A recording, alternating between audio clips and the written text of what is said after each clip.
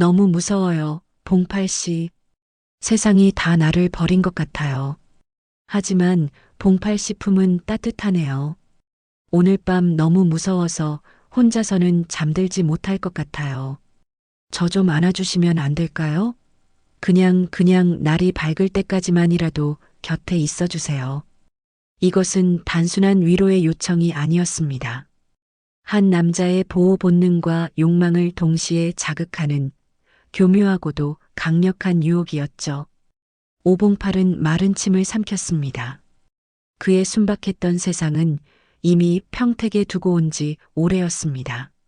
눈앞의 여인을 지켜야 한다는 책임감과 그녀를 향한 뜨거운 열망이 그의 온몸을 지배하기 시작했습니다. 그는 떨리는 팔로 그녀의 여린 어깨를 감싸 안았습니다. 그날 밤 낡은 여인숙의 작은 방에서 두 사람은 서로의 온기를 나누며 하룻밤을 보냈습니다. 이 하룻밤으로 인해 오봉팔은 김하영에게서 절대 헤어나올 수 없는 깊은 늪에 빠져들고 말았습니다. 본격적인 이야기를 시작하기 전에 구독과 좋아요 부탁드립니다. 오봉팔과 김하영의 관계는 어떻게 흘러갈까요? 서로가 원하는 삶을 찾을 수 있을까요? 그럼 본격적인 이야기를 시작해 보겠습니다. 여러분, 혹시 그런 사람 본 적 있으세요? 얼굴은 천사인데 마음속엔 악마를 품고 사는 사람. 오늘 제가 들려드릴 이야기는 바로 그런 한 여자에 대한 이야기입니다. 스스로를 독사로 만들어야만 했던 서울에서 가장 화려했던 꽃, 김하영의 이야기 말이죠. 때는 1988년 온 나라가 올림픽 열기로 들썩이던 뜨거운 여름이었습니다. 하지만 서울의 밤은 그 열기와는 다른 차갑고 음습한 욕망으로 번들거리고 있었죠. 특히 돈 냄새가 진동하는 명동의 밤은 더욱 그랬습니다. 낡은 환풍기가 힘겹게 돌아가는 소리, 멀리서 희미하게 들려오는 사이렌 소리가 뒤섞여 묘한 불안감을 자아내는 그런 밤이었어요. 자욱한 담배 연기가 퀴퀴한 곰팡이 냄새와 뒤섞인 어느 낡은 빌딩의 지하 사무실. 그곳은 명동의 땅 밑을 지배하는 왕, 명동 백사장의 아지트였습니다. 그리고 그 왕의 앞에 한 마리 겁먹은 사슴처럼 떨고 있는 여자가 있었죠. 바로 김하영이었습니다. 백옥 같은 피부, 금방이라도 눈물을 떨굴 듯한 사슴 같은 눈망울, 가녀린 목선. 누가 봐도 보호 본능을 일으키는 청순한 외모였지만 지금 김하영의 얼굴은 공포로 하얗게 질려 있었습니다. 명동 백사장이 낮고 위협적인 목소리로 입을 열었습니다. 김하영, 내가 너한테 얼마나 기회를 줬지? 응? 강남 졸부놈 하나. 제대로 구워 삶지 못해서 이 사단을 내. 내 아비가 남긴 도박 빚에 내가 사고 친 돈까지 합쳐서 빚이 자그마치 2억이야. 2억. 내 그 예쁜 얼굴, 장기갑까지 다 합쳐도 그 돈은 안 나오겠다. 명동 백사장의 눈이 번뜩였습니다. 젊은 시절 칼잡이였다는 소문처럼 그의 눈썹 위에는 흉터가 길게 나 있었고 투박한 손가락에 낀 금반지는 어두운 조명 아래서도 탐욕스럽게 빛났습니다. 김하영은 마른 침을 삼키며 필사적으로 머리를 굴렸습니다. 여기서 무너지면 끝장이다. 어떻게든 살아남아야 한다. 김하영이 떨리는 목소리로 애원했죠. 사장님 한 번만 더 기회를 주세요. 뭐든지 하겠습니다.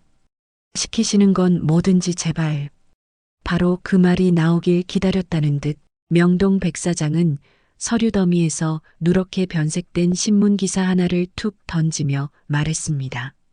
테이블 위로 떨어진 낡은 종이 소리가 유난히 크게 들렸어요. 평택. 저기 시커먼 탄가루 날리는 동네 말이야. 미군 기지 확장 공사에 발전소까지 들어서면서 돈벼락을 맞은 촌놈들이 그렇게 많다더군. 특히 평생 땅만 파먹고 산 광부놈들. 순진에 빠져서 여자 손 한 번 못 잡아본 놈들이 수두룩하단 말이지. 신문에는 검은 황금 평택의 기적이라는 제목 아래 안전모를 쓴 채 환하게 웃고 있는 광부들의 사진이 실려 있었습니다.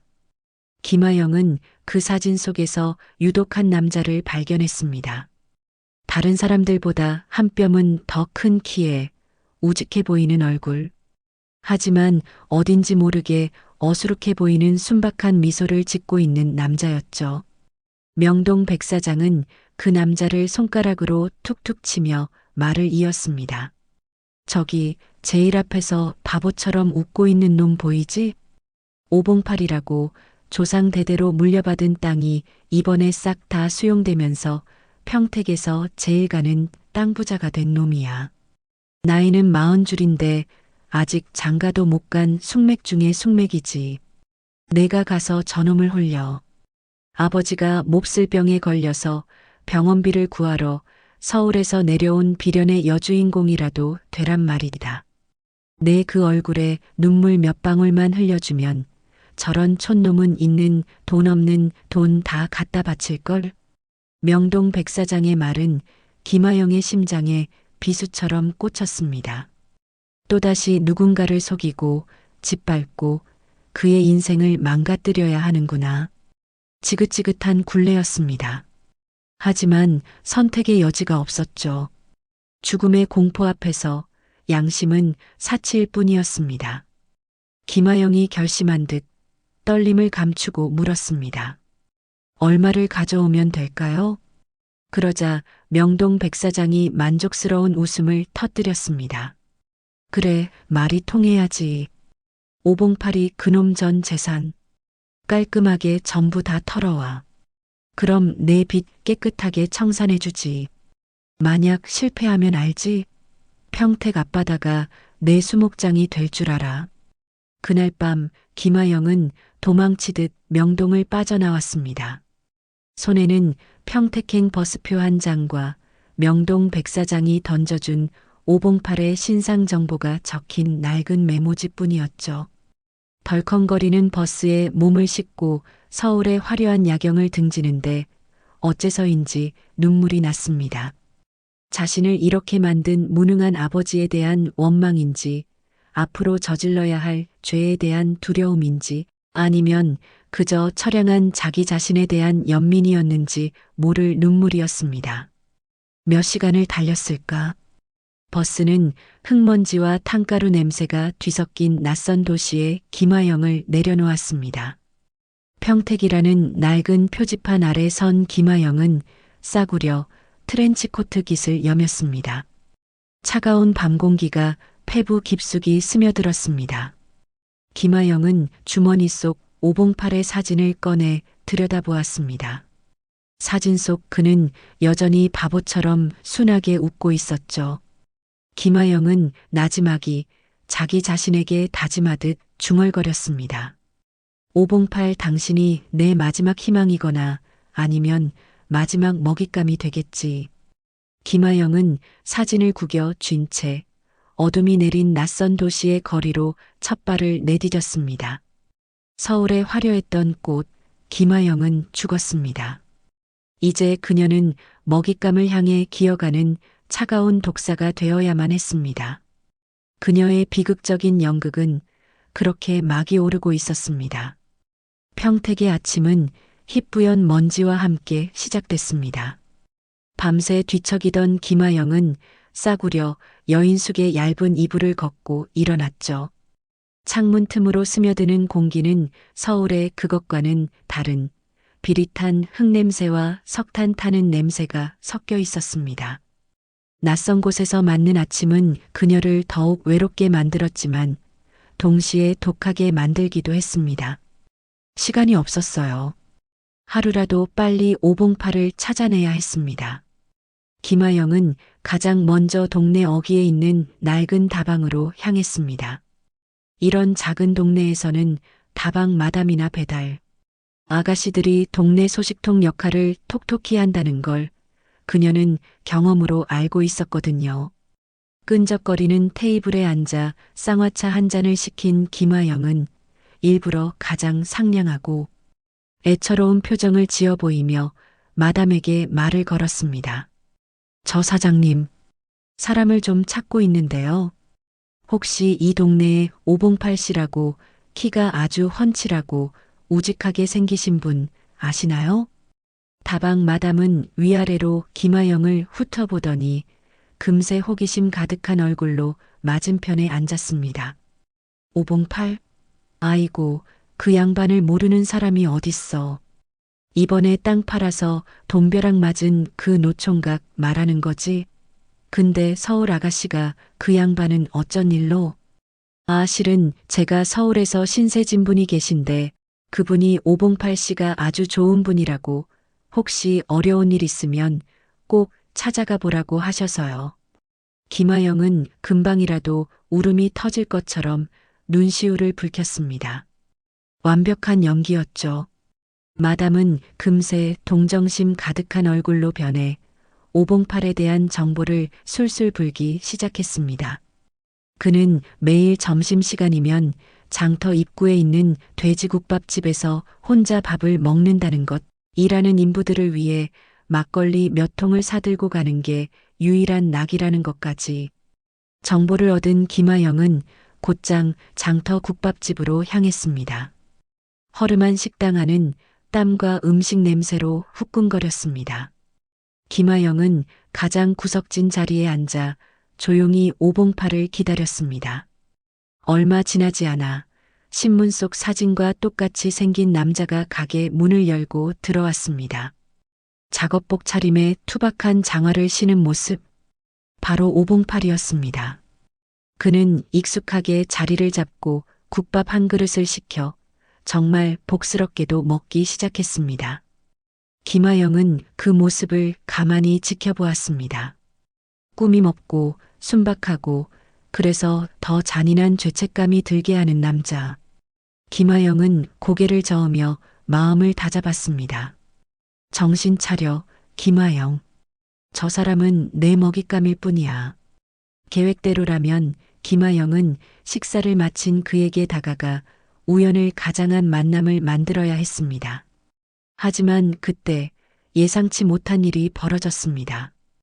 험상궂은 인상의 사내 두 명이 김아영의 테이블로 다가온 겁니다. 어이 아가씨, 서울서 왔나봐? 낯짝이 반질반질한 게 아주 이 동네 물은 처음이지? 오빠들이랑 술 한잔 할까? 사내들은 김아영의 옆자리에 털썩 주저앉으며 능글맞게 웃었습니다.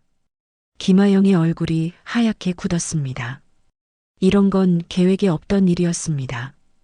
그녀가 몸을 피하려 하자 한 사내가 그녀의 팔목을 거칠게 붙잡았습니다. 어딜 가려고?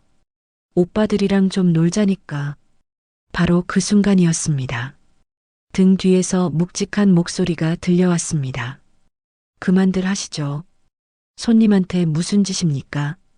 고개를 돌리자 그곳엔 국밥 그릇을 내려놓고 일어선 오봉팔이 서 있었습니다.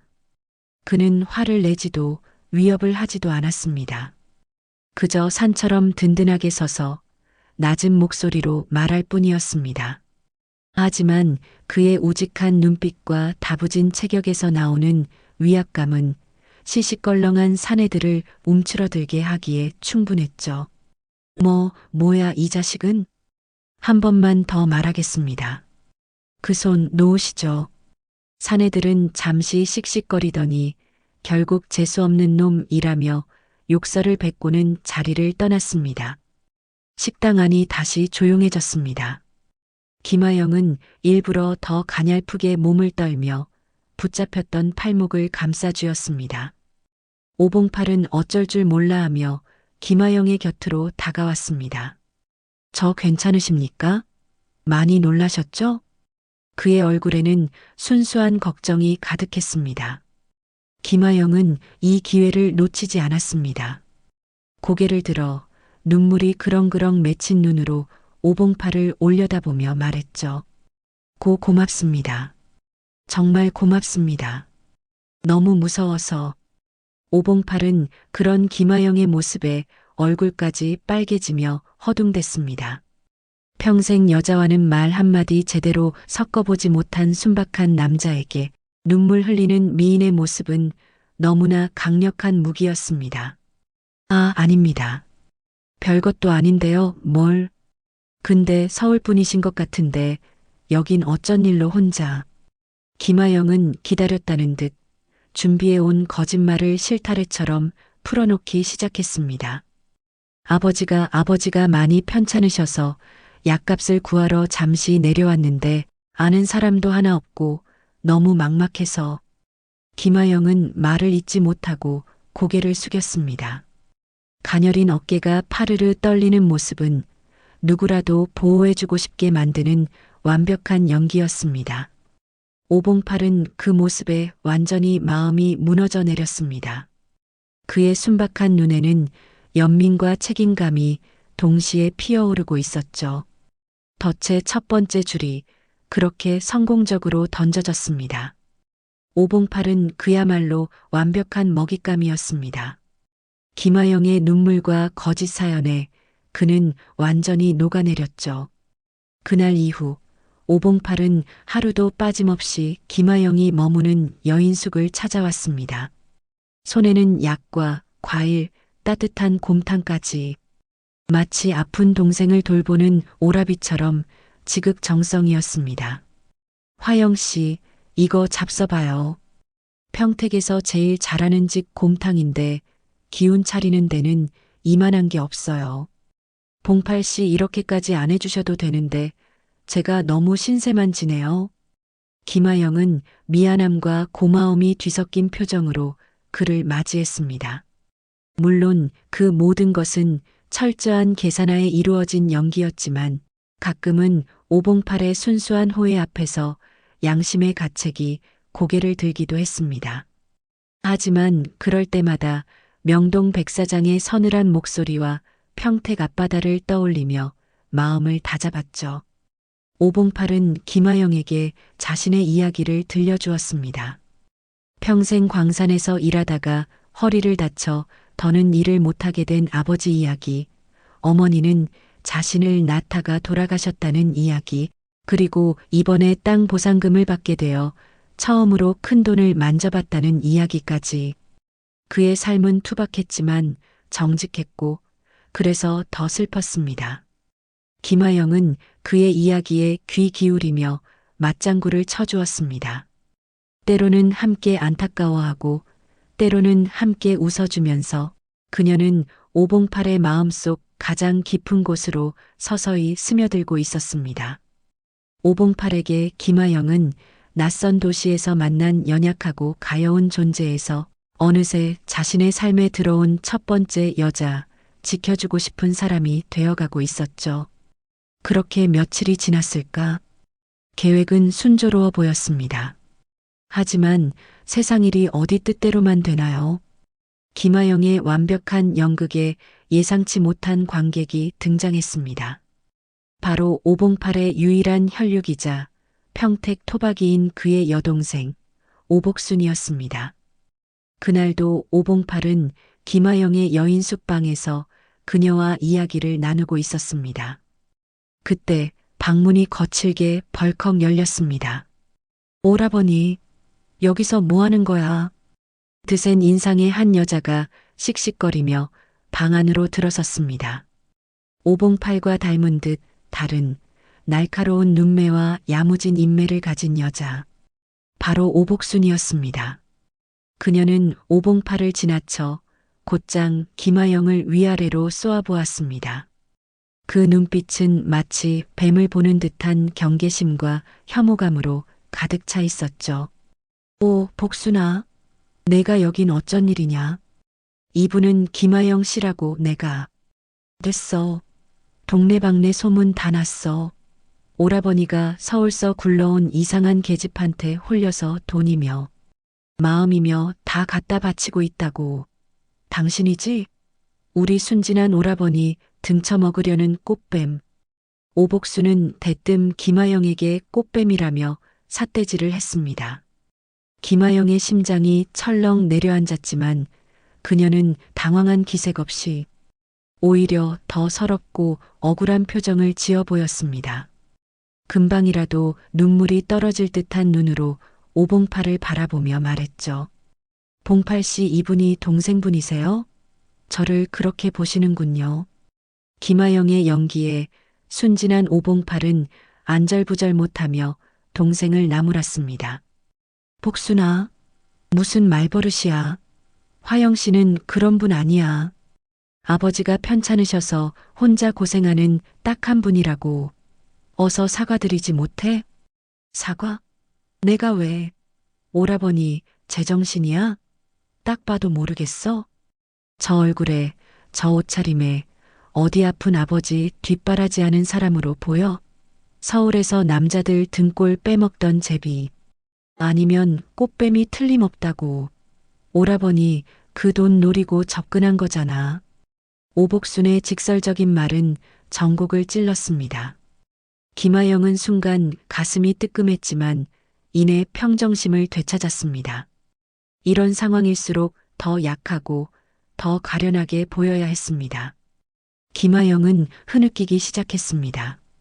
어떻게 그런 심한 말씀을 제가 돈이 없고 배운 게 없다고 이런 오해까지 받아야 하나요? 차라리 그냥 제가 떠나는 게 맞겠네요. 봉팔 씨께 패만 끼치고.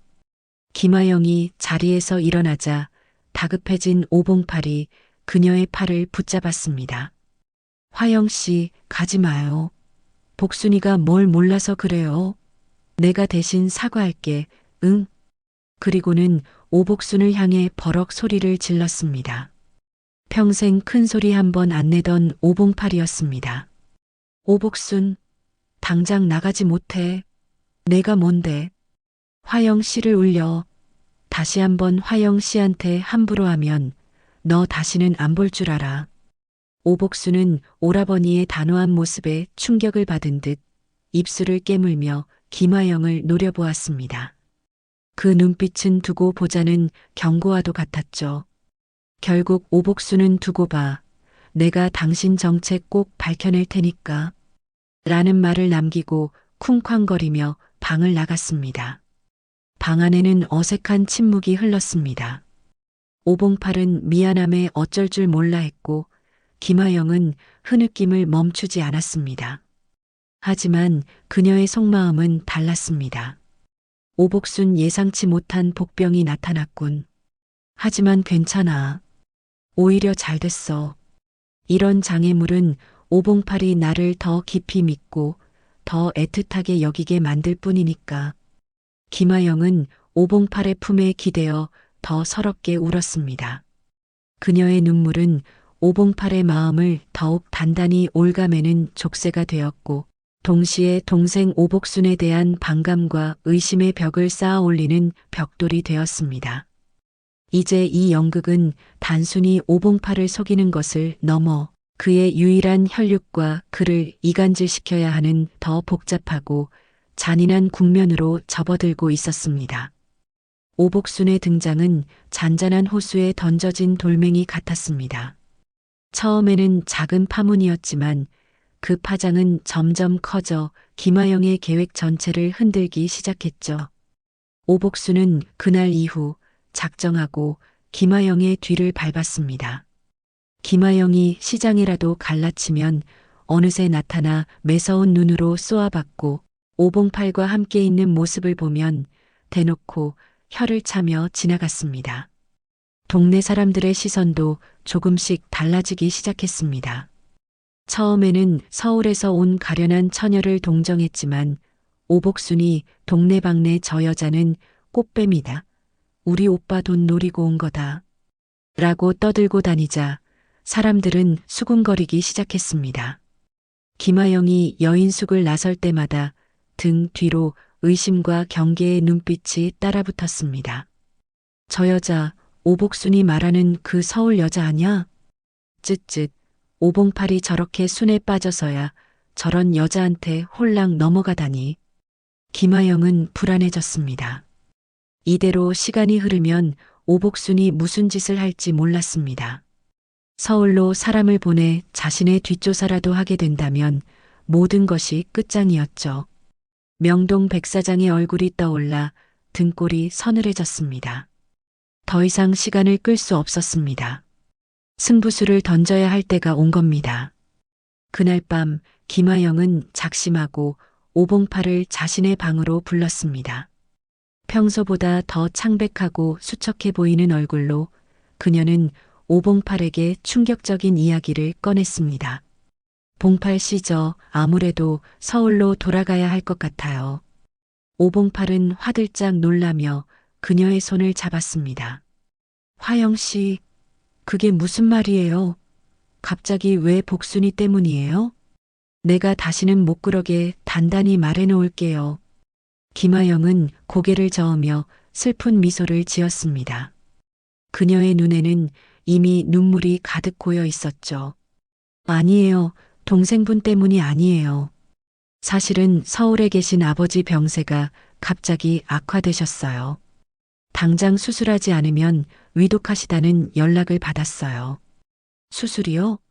그럼 빨리 수술을 해드려야죠. 수술비는 얼마나 필요한데요? 오봉팔의 순수한 걱정에 김하영은 잠시 망설였습니다. 이제 돌이킬 수 없는 말을 뱉어야 했습니다. 그녀는 떨리는 목소리로 미리 계산해둔 액수를 말했습니다. 수술비랑 입원비까지 합쳐서 5천만 원이 필요하대요. 저한테는 너무나 큰 돈이라 어떻게 해야 할지 모르겠어요. 그냥 아버지 곁에서 마지막이라도 지켜드리는 게 제가 할 수 있는 전부인 것 같아요. 김하영은 오열하며 무너졌습니다. 5천만 원. 1988년 당시 서울의 웬만한 아파트 한 채 값에 버금가는 거금이었습니다. 오봉팔은 그 엄청난 액수에 잠시 숨을 멈췄지만 그의 눈에 비친 것은 돈에 대한 걱정이 아니었습니다. 사랑하는 여인의 절망과 슬픔이었죠. 그는 자기도 모르게 김하영을 끌어안았습니다. 화영 씨, 울지 마요. 내가 어떻게든 해볼게요. 그 돈 내가 마련해 볼게요. 김하영은 그의 품에 안겨 흐느끼면서도 속으로는 안도의 한숨을 내쉬었습니다. 계획의 가장 중요한 단계가 성공하는 순간이었습니다. 하지만 오봉팔의 다음 말이 그녀를 다시 긴장하게 만들었습니다. 내일 당장 농협에 가서 땅 판 돈을 찾을게요. 그런데 그 돈이 지금은 정기예금으로 묶여 있어서 해지하려면 며칠 걸릴 수도 있어요. 그리고 복순이 도장도 있어야 하는데. 오복순. 또다시 그 이름이 발목을 잡았습니다. 땅 보상금은 오봉팔과 오복순, 남매 공동 명의로 예치되어 있었던 겁니다. 오복순이 도장을 찍어주지 않으면 돈을 찾을 수 없다는 뜻이었죠. 김하영의 머릿속이 복잡하게 돌아갔습니다. 오복순이 순순히 도장을 내줄 리가 만무했습니다. 김하영은 눈물을 닦고 비장한 표정으로 오봉팔을 바라보았습니다. 봉팔 씨, 저 때문에 동생분하고 애 상하지 마세요. 그건 제가 원하는 게 아니에요. 하지만 화영 씨 아버님이. 괜찮아요. 다른 방법이 있어요. 김하영은 잠시 말을 끊고 오봉팔의 눈을 똑바로 쳐다보며 말했습니다. 그녀의 목소리는 작았지만 그 안에 담긴 제안은 너무나 대담하고 위험했습니다. 봉팔 씨, 우리 같이 서울로 도망가요. 네? 도망이라니요? 여기서는 동생분 때문에 아무것도 할 수 없어요. 사람들의 시선도 너무 따갑고요. 일단 서울로 가서 아버지 수술부터 시켜드리고 그 다음에 모든 걸 해결해요. 봉팔 씨 돈은 제가 평생 일해서라도 꼭 갚을게요. 아니, 갚는다는 말도 아니에요. 봉팔 씨 곁에서 평생 그림자처럼 살게요. 그것은 사랑 고백이자 동시에 함께 공범이 되자는 위험한 제안이었습니다. 순박한 시골 남자 오봉팔을 가족과 고향을 등지고 자신과 함께 떠나자는 야반도주 제안. 김하영은 그의 순정을 담보로 그의 인생 전체를 건 도박을 시작한 것입니다. 오봉팔의 얼굴에는 혼란과 갈등이 역력했습니다. 평생을 살아온 고향 평택, 유일한 혈육인 여동생 오복순. 그 모든 것을 버리고 눈앞의 여자를 따라 나선다는 것은 상상도 해본 적 없는 일이었습니다. 하지만 눈앞에서 눈물을 흘리며 자신에게 모든 것을 의지하는 김하영을 외면할 수도 없었습니다. 그의 마음속에서 이성과 감정이 격렬하게 충돌하고 있었습니다. 김하영은 그의 대답을 기다리며 마른 침을 삼켰습니다. 이 제안을 받아들이는 순간 오봉팔은 다시는 예전으로 돌아갈 수 없는 강을 건너게 되는 것이었습니다. 여러분, 사랑의 눈이 멀면 평생을 지켜온 자기 자신만의 세상도 한순간에 무너뜨릴 수 있다는 걸 아시나요? 순박한 남자 오봉팔이 바로 그랬습니다. 김하영의 야반도주 제안은 그의 심장을 통째로 뒤흔들어 놓았죠. 밤새 그는 잠 못 이루고 여인숙과 자신의 낡은 집 사이를 몇 번이나 서성였습니다. 그의 머릿속에서는 평생을 함께한 여동생 오복순의 얼굴과 눈물을 흘리며 자신에게 매달리던 김하영의 얼굴이 쉴 새 없이 교차했습니다. 결국 동이 트기 전 그의 발걸음은 김하영의 여인숙으로 향했습니다. 문을 열자 김하영은 이미 낡은 가방에 몇 가지 옷을 챙겨 넣고 있었습니다. 떠날 준비를 하는 그녀의 뒷모습은 너무나 처량하고 애처로워 오봉팔의 마지막 남은 이성마저 마비시켰습니다. 화영 씨 같이 가겠습니다. 제가 화영 씨를 지켜드리겠습니다. 그 말을 듣는 순간 김하영은 뒤돌아보며 와락 그의 품에 안겼습니다. 뜨거운 눈물을 그의 가슴에 묻으며 그녀는 승리의 미소를 감추었습니다. 계획대로 되고 있었습니다. 하지만 가장 큰 관문이 아직 남아 있었죠. 바로 오복순이었습니다. 오봉팔은 결심한 듯 곧장 자신의 집으로 향했습니다. 마루에 앉아 콩을 고르던 오복순은 오라버니의 비장한 얼굴을 보고 심상치 않은 분위기를 느꼈습니다. 오라버니, 밤새 어디 갔다 이제 와? 그 계집한테 또 갔다 온 거지? 복순아, 안방 장롱에 있는 내 도장 좀 다오. 오복순의 손이 멈칫했습니다. 그녀는 차가운 목소리로 물었죠. 도장은 뭐하게? 설마 농협 가서 돈이라도 찾게? 그래. 화영 씨 아버님 수술비 내가 내드릴 거다. 그러니 어서 도장 내놔. 그 순간 오복순은 자리를 박차고 일어섰습니다. 그녀의 얼굴은 분노로 새빨갛게 달아올라 있었죠. 미쳤어, 오라버니. 제정신이야? 내가 그럴 줄 알았어. 그 여자가 어떤 여자인 줄 알고 돈을 내줘. 내가 어제 서울에 있는 병원 몇 군데에 전화를 다 돌려봤어. 김하영 아버지라는 사람 입원한 적도 없대. 전부 다 거짓말이라고. 오복순의 외침은 사실이었습니다.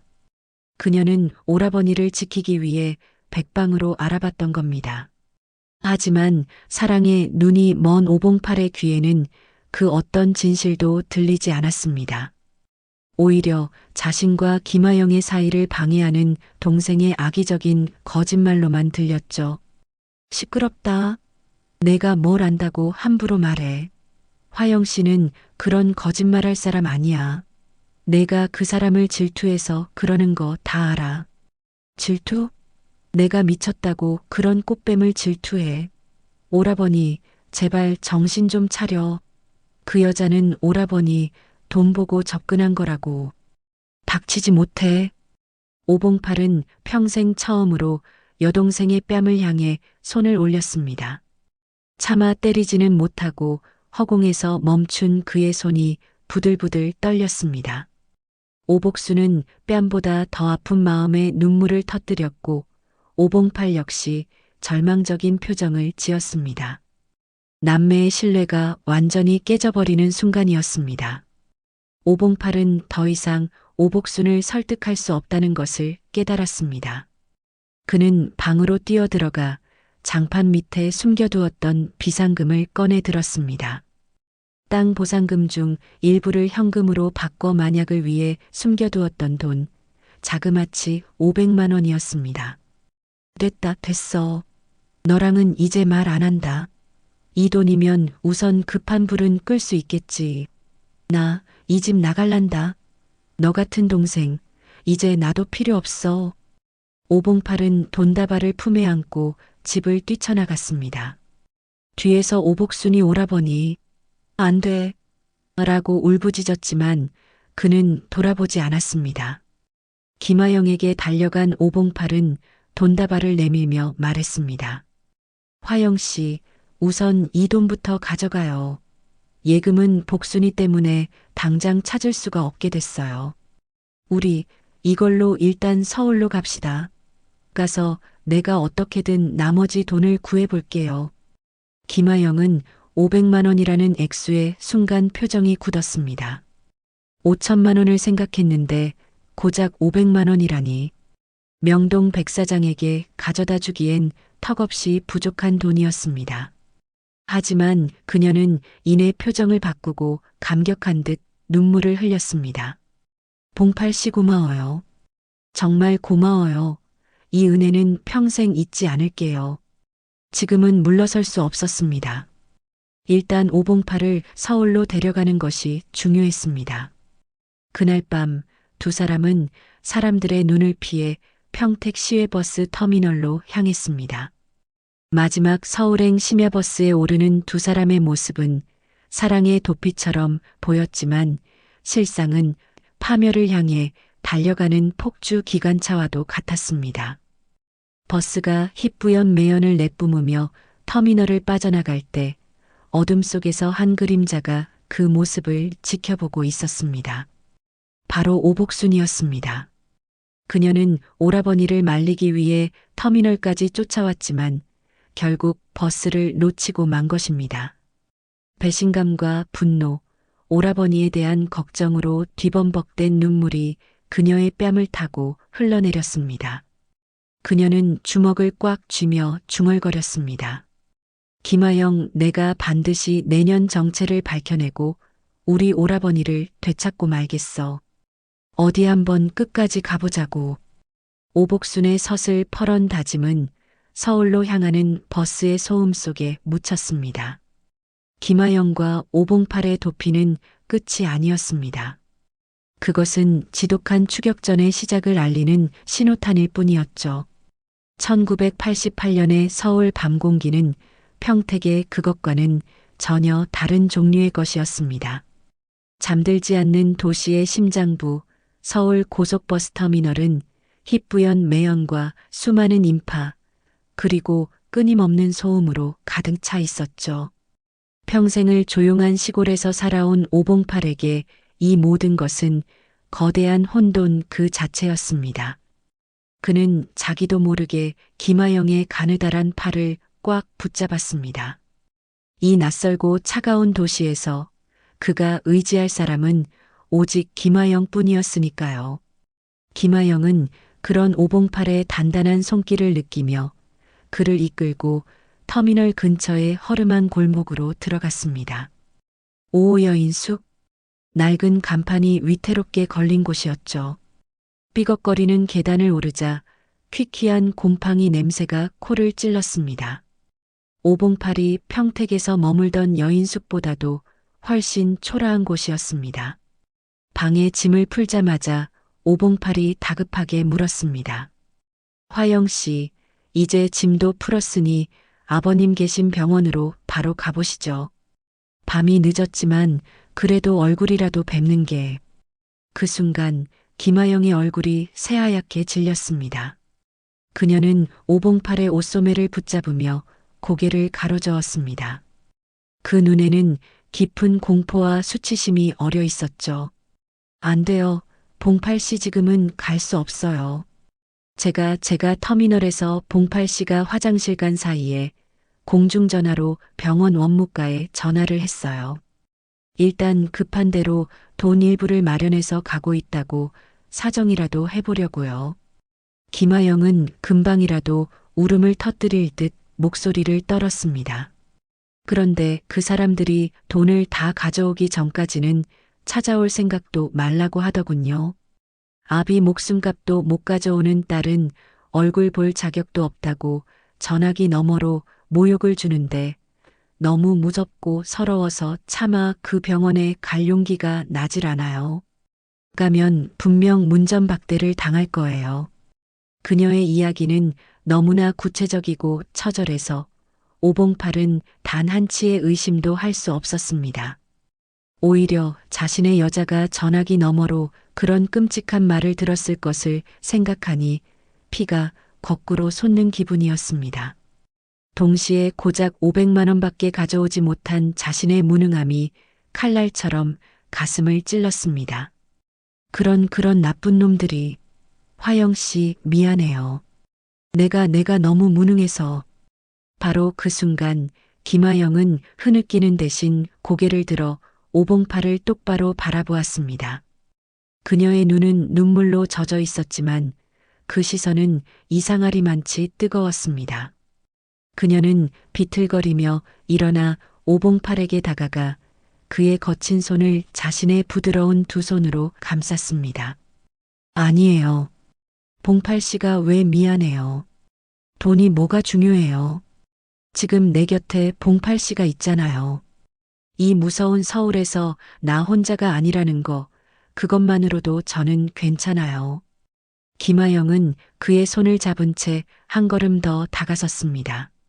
좁은 방 안, 두 사람의 숨결이 느껴질 만큼 가까운 거리였습니다.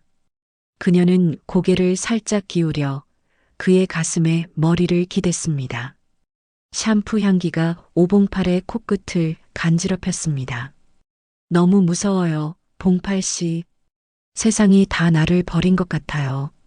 하지만 봉팔 씨 품은 따뜻하네요. 오늘 밤 너무 무서워서 혼자서는 잠들지 못할 것 같아요. 저 좀 안아주시면 안 될까요? 그냥 날이 밝을 때까지만이라도 곁에 있어 주세요. 이것은 단순한 위로의 요청이 아니었습니다. 한 남자의 보호 본능과 욕망을 동시에 자극하는 교묘하고도 강력한 유혹이었죠. 오봉팔은 마른 침을 삼켰습니다. 그의 순박했던 세상은 이미 평택에 두고 온 지 오래였습니다. 눈앞의 여인을 지켜야 한다는 책임감과 그녀를 향한 뜨거운 열망이 그의 온몸을 지배하기 시작했습니다. 그는 떨리는 팔로 그녀의 여린 어깨를 감싸 안았습니다. 그날 밤 낡은 여인숙의 작은 방에서 두 사람은 서로의 온기를 나누며 하룻밤을 보냈습니다. 이 하룻밤으로 인해 오봉팔은 김하영에게서 절대 헤어나올 수 없는 깊은 늪에 빠져들고 말았습니다. 그녀는 이제 그가 지켜야 할 단순한 여인이 아니라 그의 모든 것을 바쳐야 할 내 여자가 된 것입니다. 다음 날 아침 김하영은 곤히 잠든 오봉팔을 두고 조용히 밖으로 나섰습니다. 그녀가 향한 곳은 역시나 공중전화 박스였습니다. 명동 백사장에게 전화를 거는 그녀의 목소리에는 어젯밤의 나약함 대신 초조함이 가득했습니다. 사장님, 저 화영입니다. 돈은 거의 다 됐습니다. 딱 사흘만 더 시간을 주십시오. 사흘? 좋아. 사흘 뒤에도 빈손이면 너랑 내 옆에 붙어먹는 그 시골 촌놈 둘 다 손잡고 한강 구경시켜줄 테니 그런 줄 알아. 삑소리와 함께 전화가 끊겼습니다.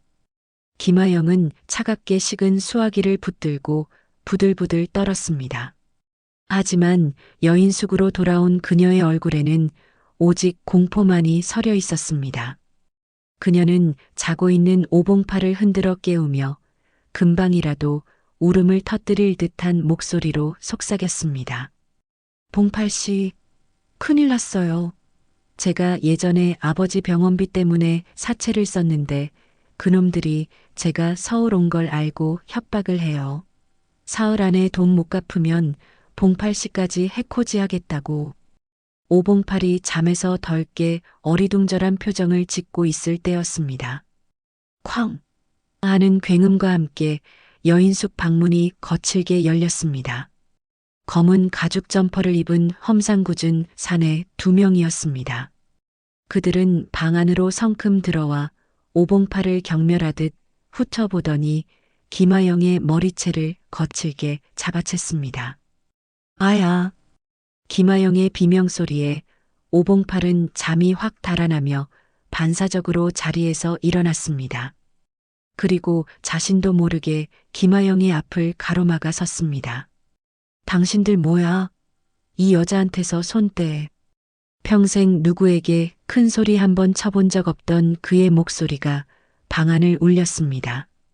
사내는 어이없다는 듯 웃으며 오봉팔의 가슴을 손가락으로 툭 쳤습니다.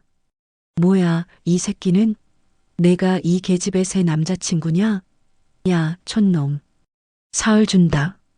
사흘 뒤에 5천만 원 못 가져오면 내 여자 머리카락이 아니라 내 손가락부터 하나씩 잘라줄 테니까 그렇게 알아라. 사내들은 오봉팔을 밀치고는 겁에 질려 떠는 김아영에게 경고의 눈빛을 보낸 뒤 문을 쾅 닫고 사라졌습니다. 방 안에는 지독한 침묵만이 흘렀습니다. 오봉팔은 분노와 모멸감에 주먹을 부들부들 떨었습니다.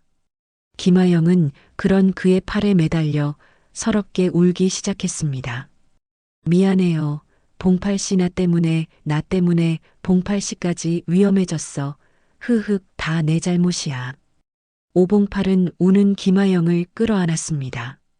이제 그의 머릿속에서 의심이나 두려움 같은 감정은 사라졌습니다. 오직 자신의 여자를 모욕하고 자신까지 위협한 놈들에 대한 분노와 어떻게든 이 상황을 해결해야 한다는 절박한 책임감만이 남았을 뿐입니다. 김아영의 치밀한 연극은 순박한 한 남자의 이성을 완벽하게 마비시키고 그를 맹목적인 사랑의 전사로 만들어버린 것입니다. 험상궂은 사내들이 떠나간 여인숙 방 안에는 김아영의 애처로운 울음소리와 오봉팔의 거친 숨소리만이 가득했습니다. 방금 전까지 자신의 여자가 머리채를 잡히고 자신은 가슴팍을 밀쳐지며 모욕을 당했다는 사실이 오봉팔의 피를 들끓게 만들었죠. 분노와 무력감 그리고 김아영에 대한 미안함이 뒤섞여 그의 이성은 완전히 마비되어 버렸습니다. 그는 부들부들 떨리는 주먹을 꽉 쥐었습니다. 평생을 성실하게 남에게 싫은 소리 한 번 못하고 살아온 그였습니다. 하지만 지금 그의 안에서는 한 번도 느껴보지 못했던 시커먼 분노가 솟구치고 있었습니다. 화영 씨 울지 말아요. 내가 어떻게든 할게요. 반드시 해결할게요. 오봉팔은 우는 김아영을 끌어안고 다짐했습니다. 그 순간 그의 머릿속에는 오직 한 가지 생각뿐이었습니다. 돈. 그놈들이 말한 사흘. 사흘 안에 4,500만 원을 구해야만 했습니다. 하지만 서울에 연고도 없는 시골 농사꾼이 그 거금을 어떻게 마련할 수 있겠습니까? 방법은 단 하나뿐이었습니다. 화영 씨, 나 평택에 다녀와야겠어요. 네, 평택에요? 안 돼요, 봉팔 씨. 그놈들이 봉팔 씨 얼굴을 봤는데 혼자 다니다가 무슨 일이라도 당하면 어떡해요? 절대 안 돼요. 김아영은 기겁하며 그를 말렸습니다. 물론 그것은 진심이 아니었죠. 오봉팔이 평택에 간다는 것은 그의 마지막 남은 재산인 땅을 처분하러 간다는 의미였고 그것이야말로 김아영이 바라던 시나리오였습니다. 하지만 그녀는 더욱 필사적으로 그를 붙잡는 연기를 펼쳤습니다. 그럴수록 오봉팔의 결심은 더욱 굳어질 테니까요. 아니요, 가야 해요. 나한테는 땅이 있어요. 할아버지의 할아버지 때부터 물려받은 우리 집안의 전부인 땅이요. 그걸 팔아야겠어요. 그걸 팔면 4,500만 원은 충분히 만들 수 있을 거예요. 선산을 판다는 것은 조상의 뿌리를 파내는 것과 같은 일이었습니다. 오봉팔에게 그것은 자신의 목숨을 내놓는 것과 같은 무게를 지닌 결단이었죠. 그의 비장한 목소리에 김하영은 잠시 말을 잃었습니다. 그녀는 오봉팔의 뺨을 감싸쥐고 눈물 어린 눈으로 그를 바라보며 말했습니다. 봉팔 씨 나 때문에, 나 같은 것 때문에 조상님들 뵐 면목 없는 짓까지 하게 할 수는 없어요. 차라리 내가 그놈들한테 가서 빌게요. 제발. 그런 소리 말아요. 화영 씨 몸에 손끝 하나라도 더 되는 놈들은 내가 가만 안 둬. 이 땅, 이제 나한테는 아무 의미 없어요. 화영 씨를 지킬 수만 있다면 조상님들께 100번이고 1000번이고 죄를 지어도 상관없어요. 내 세상은 이제 당신이니까. 오봉팔의 확고한 결심 앞에 김하영은 더 이상 그를 말리지 않았습니다. 대신 그녀는 그의 품에 안겨 더 서럽게 울었습니다. 그 눈물은 계획이 성공했다는 안도감과 한 남자의 인생을 송두리째 망가뜨리고 있다는 희미한 죄책감이 뒤섞인 기묘한 눈물이었습니다. 다음 날 새벽 두 사람은 서울 고속버스 터미널로 향했습니다. 오봉팔은 평택으로, 김하영은 그를 배웅하기 위해서였죠. 김하영은 마치 생이별이라도 하는 사람처럼 오봉팔의 손을 놓지 못했습니다. 봉팔 씨 정말 조심해야 해요. 무슨 일 생기면 바로 여기 여인숙으로 전화해요. 제가 매일 전화만 기다리고 있을게요. 그리고 이거요.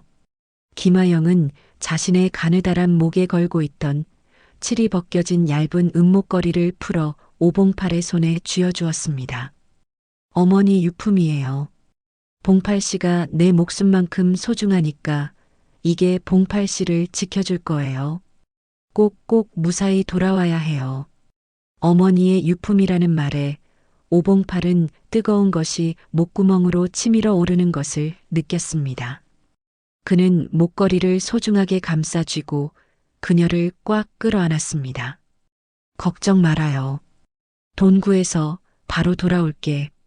돌아와서 우리 아버지 병원비도 다 갚고 그놈들도 다신 얼씬 못하게 하고 그리고 우리 평생 같이 사는 거야.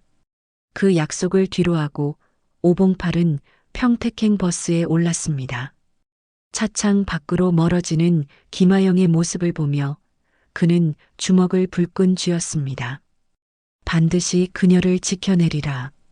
그의 순수했던 마음은 이제 맹목적인 사랑과 복수심으로 가득 차 있었습니다. 몇 시간을 달려 도착한 평택은 며칠 만에 돌아왔음에도 불구하고 모든 것이 낯설게 느껴졌습니다. 고향의 푸근함 대신 자신의 모든 것을 팔아치워야 한다는 비장함이 그의 발걸음을 무겁게 짓눌렀습니다. 그는 곧장 동네 이장을 찾아갔습니다. 땅을 급하게 팔려면 지역 사정에 밝은 이장의 도움이 절실했기 때문이죠. 아니, 봉팔이 아니여? 서울 간다더니 벌써 왔어? 웬일이야? 이장은 갑자기 나타난 오봉팔을 보고 놀라면서도 반갑게 맞았습니다. 오봉팔은 차마 진실을 말할 수 없어 미리 준비해둔 거짓말을 꺼냈습니다. 이장님, 드릴 말씀이 있습니다. 제가 서울에서 새로 사업을 좀 시작해 보려고 합니다. 급하게 목돈이 필요해서 제 명의로 된 밭이랑 선산을 좀 팔아야겠습니다. 최대한 빨리 사줄 사람 좀 알아봐 주십시오. 뭐시? 선산을 팔아? 이놈아, 제정신이야. 조상님들 뵐 낯이 없으려고. 이장은 버럭 소리를 질렀습니다. 하지만 오봉팔은 단호했습니다. 그의 눈빛에서 보통 일이 아님을 직감한 이장은 깊은 한숨을 내쉬며 입을 열었습니다. 알았다. 내가 그 정도까지 결심했다면야 내가 한번 알아는 보마. 근디 봉팔아. 이장은 무언가 생각난 듯 오봉팔에게 조심스럽게 물었습니다. 너 혹시 김하영이라는 아가씨 때문에 그러는 거 아니지? 며칠 전에 서울에서 웬 험상궂게 생긴 양반이 내려와서 그 아가씨에 대해 꼬치꼬치 캐묻고 다니던데 꼭 사람 잡으러 온 사람처럼 눈빛이 살벌하더라고. 혹시 너 무슨 험한 일에 엮인 거 아니냐? 이장의 말에 오봉팔의 심장이 쿵 하고 내려앉았습니다. 서울에서 온 험상궂은 남자라니.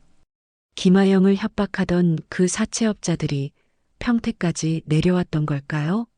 오봉팔의 머릿속은 순식간에 복잡한 생각들로 뒤엉키기 시작했습니다. 이장의 말은 오봉팔의 머릿속을 헤집는 날카로운 파편과도 같았습니다. 서울에서 온 험상궂은 남자. 김하영을 캐묻고 다녔다는 그 남자. 설마 그 여인숙에 쳐들어왔던 사채업자 놈들이 평택까지? 불길한 예감에 사로잡힌 오봉팔은 이장에게는 내일 다시 오겠다며 황급히 인사를 하고 정처 없이 버스 정류장 의자에 주저앉았습니다. 해는 뉘엿뉘엿 지고 있었고 익숙했던 고향의 풍경이 지독하게 낯설게만 느껴졌습니다. 바로 그때였습니다. 그의 앞에 그림자 하나가 길게 드리워졌습니다. 혹시 오봉팔 씨 되십니까? 고개를 들자 40줄은 넘어 보이는 한 남자가 서 있었습니다. 값비싸 보이는 양복은 구겨져 있었고 잘 빗어넘긴 머리는 군데군데 헝클어져 있었죠. 무엇보다 그의 눈은 깊은 절망과 피로로 퀭했습니다. 험상궂다기보다는 모든 것을 잃은 사람의 얼굴이었습니다. 오봉팔은 경계하며 물었습니다. 누구신데요?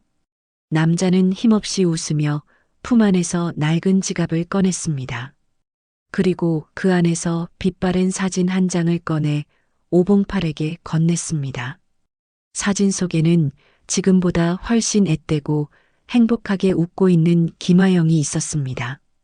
그리고 그녀의 곁에는 바로 눈앞에 이 남자와 5살은 되어 보이는 어린 여자아이가 함께 웃고 있었죠. 단란한 가족 사진이었습니다. 저는 박철민이라고 합니다. 사진 속 저 여자의 남편 되는 사람입니다. 남편이라는 단어가 오봉팔의 뇌리에 번개처럼 내리꽂혔습니다. 심장이 바닥으로 곤두박질 치는 것 같았습니다. 거짓말. 화영 씨는 아버지가 위독하시다고. 박철민은 고개를 저으며 씁쓸하게 말했습니다. 그의 목소리는 분노보다는 깊은 슬픔에 잠겨 있었습니다. 장인어른 3년 전에 이미 돌아가셨습니다. 저 여자 김하영은 제 아내이자 저 아이의 엄마입니다. 한 달 전 제가 평생 모은 가게 자금 5천만 원을 전부 들고 집을 나갔습니다. 제가 아는 사람들을 통해 수소문한 끝에 평택의 한 다방에서 일한다는 걸 알았고 어제 당신과 함께 서울로 올라갔다는 것도 알게 됐죠.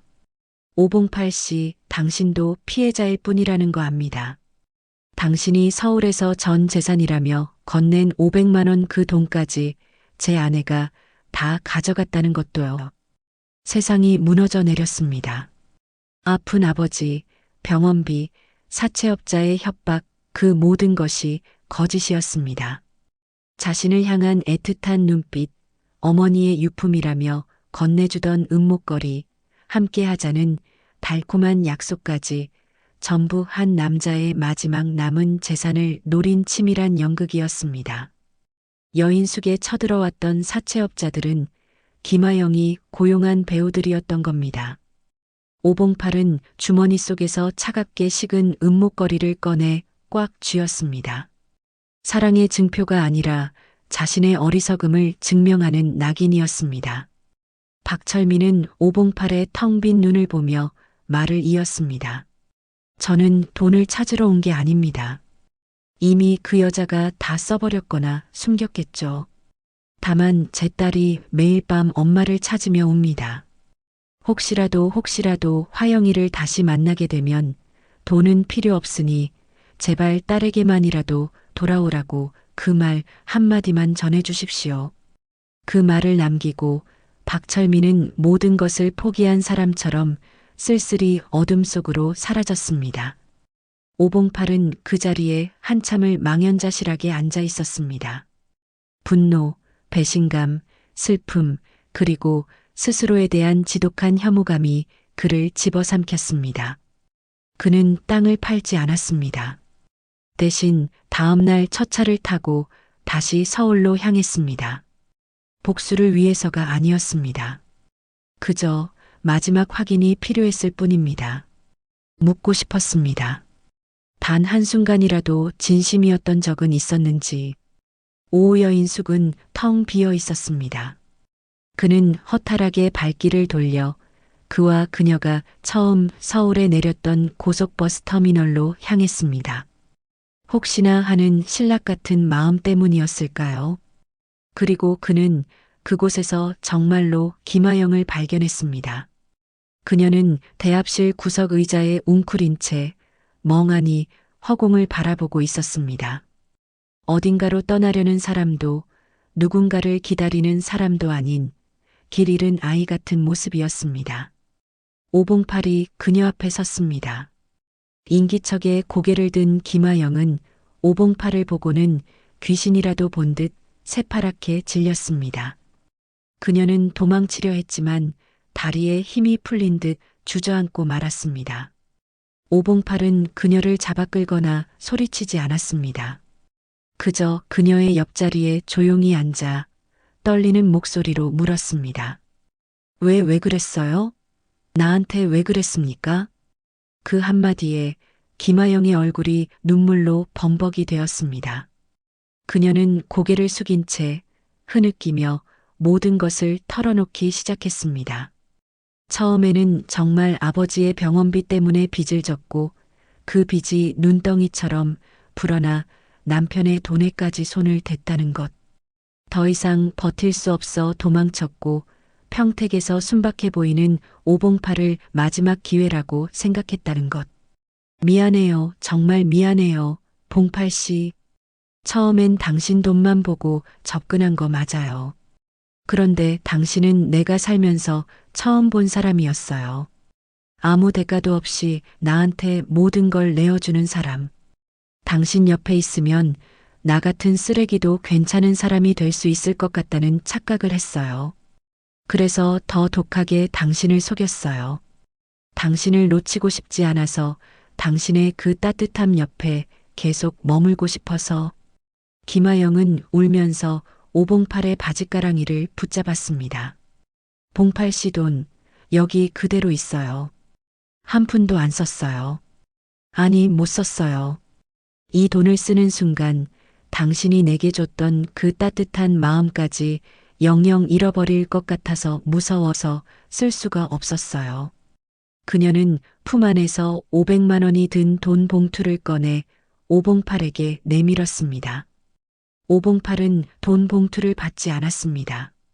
대신 품에서 은목걸이를 꺼내 그녀의 손에 쥐어주었습니다. 이거 어머니 유품이라고 했죠. 거짓말인 거 알지만 그냥 화영 씨가 가지고 있어요. 그리고 이 돈도 가져가요. 이걸로 빚 갚고 따님에게 돌아가세요. 당신 남편이 평택까지 찾아왔었어요. 딸이 매일 밤 엄마를 찾으며 운다고 제발 돌아와 달라고 전해달라고 했습니다. 김아영은 목걸이를 받아들고 오열했습니다. 오봉팔은 자리에서 일어났습니다. 그의 얼굴에는 더 이상 분노나 미움이 없었습니다. 모든 것을 잃은 자의 깊은 슬픔만이 남아 있었죠. 봉팔 씨. 돌아서는 오봉팔을 김아영이 다급하게 불렀습니다. 우리 인연은 여기까지인 거죠? 오봉팔은 뒤돌아보지 않았습니다. 그는 잠시 멈춰서서 나지막이 말했습니다. 당신은 나한테서 돈이 아니라 사람을 믿는 마음을 훔쳐간 겁니다. 오봉팔의 그 한마디는 천근의 무게가 되어 김아영의 심장을 짓눌렀습니다. 그녀는 더 이상 울음도 나오지 않았습니다. 그저 텅 빈 눈으로 세상이 무너진 표정으로 오봉팔을 바라볼 뿐이었죠. 그의 얼굴에는 분노나 미움이 아니었습니다. 모든 것을 잃어버린 사람의 깊고 공허한 슬픔이었습니다. 그 슬픔이 그 어떤 원망보다 날카로운 비수가 되어 그녀의 가슴에 박혔습니다. 오봉팔은 자리에서 일어났습니다. 그는 더 이상 그녀를 보지 않았습니다. 그의 시선은 터미널의 수많은 인파, 그 너머의 어딘가를 향해 있었죠. 부디 좋은 엄마로 사시오. 그것이 당신이 내게 진 빚을 갚는 유일한 길이요. 그것은 용서가 아니었습니다. 한 남자가 자신의 무너진 세상 속에서 찾아낸 마지막 남은 존엄성이자 그녀에게 내리는 가장 무거운 형벌이었습니다. 그는 뒤돌아보지 않고 인파 속으로 걸어 들어갔습니다. 수많은 사람들의 어깨에 부딪히며 멀어지는 그의 뒷모습은 금방이라도 부서져 내릴 것처럼 위태로워 보였습니다. 김하영은 그의 모습이 완전히 사라질 때까지 그 자리에서 꼼짝도 할 수 없었습니다. 손에는 500만 원이 든 돈 봉투와 이제는 너무나도 차갑게 느껴지는 은목걸이가 쥐어져 있었습니다. 한참의 시간이 흐른 뒤 그녀는 비틀거리며 일어서 공중전화로 향했습니다. 떨리는 손으로 수화기를 들고 익숙한 번호를 눌렀습니다. 그리고 신호음이 끊기고 저편에서 목소리가 들려오자 그녀는 참았던 모든 것을 토해내듯 울부짖었습니다. 여보 나야. 미안해 정말 미안해 우리 딸 보고 싶어. 그녀는 그 길로 집으로 돌아갔다고 합니다. 남편 박철민에게 용서를 빌고 다시는 엄마의 자리를 떠나지 않겠다고 맹세했죠. 그녀가 다시 평범한 아내와 엄마의 삶으로 돌아갈 수 있었는지는 아무도 모릅니다. 다만 그녀는 평생 한 남자의 순정을 짓밟았다는 죄책감과 그럼에도 불구하고 자신에게 마지막 기회를 주었던 그 남자의 슬픈 눈빛을 가슴에 품고 살아갔을 겁니다. 그 후 오봉팔의 삶은 어떻게 되었을까요? 그는 평택으로 돌아갔지만 더 이상 예전처럼 밭을 갈고 씨앗을 뿌릴 수 없었습니다. 흙을 만질 때마다 순박했던 자신의 마음을 송두리째 바쳤던 그 시간이 떠올라 견딜 수가 없었기 때문입니다. 결국 그는 얼마 지나지 않아 조상 대대로 물려받은 땅을 모두 팔았습니다. 돈이 필요해서가 아니었습니다. 그 순진했던 오봉팔이라는 과거를 그 땅에 모두 묻어버리고 싶었기 때문입니다. 그리고 그는 아무도 자신을 알지 못하는 도시로 훌쩍 떠나버렸습니다. 10여 년의 세월이 흐른 어느 날 서울의 후미진 골목. 봉팔인의 국밥이라는 낡은 간판이 걸린 작은 식당이 있습니다.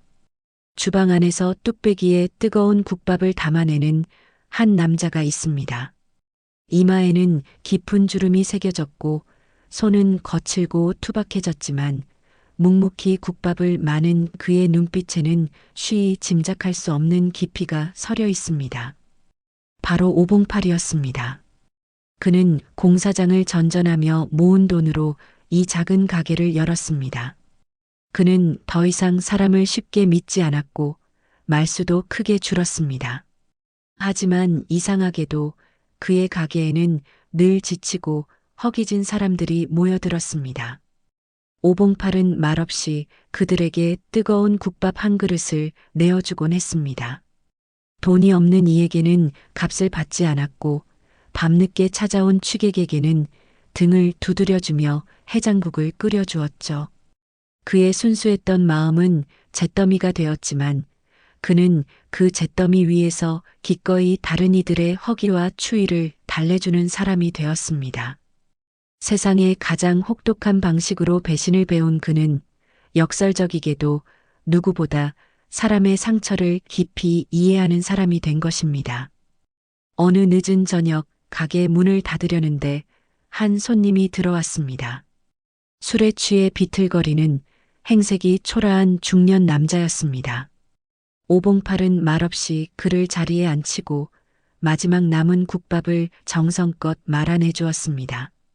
남자는 허겁지겁 국밥을 먹다 말고 뜬금없이 오봉팔에게 물었습니다. 사장님은 믿는 사람이 있소? 오봉팔은 묵묵히 그릇을 닦다 말고 잠시 창밖의 어둠을 바라보았습니다. 그의 눈에 아주 희미하게 슬픈 미소가 스쳐 지나갔습니다. 사람은 못 믿어도 사람한테 받은 상처로 데운 이 국밥 맛은 믿어볼 만합니다. 한 그릇 더 드릴까요? 첫사랑은 그렇게 한 남자의 인생을 송두리째 흔들고 지울 수 없는 흉터를 남겼습니다. 하지만 그 깊은 흉터는 그를 주저앉힌 것이 아니라 오히려 더 많은 사람들의 아픔을 보듬을 수 있는 가르스로 만들어 주었습니다. 잿더미가 된 사랑 위에서 그는 비로소 진짜 어른이 되었고 그의 국밥 한 그릇은 세상의 수많은 상처들을 위로하는 슬프고도 따뜻한 꽃이 되었습니다. 여러분에게도 그런 흉터가 있지는 않으신가요? 인생을 뒤흔들었던 아픈 기억, 그러나 지금의 나를 있게 한 결정적인 순간. 오봉팔의 이야기는 바로 우리 모두의 가슴 속에 숨겨진 그 흉터에 대한 이야기일지도 모릅니다.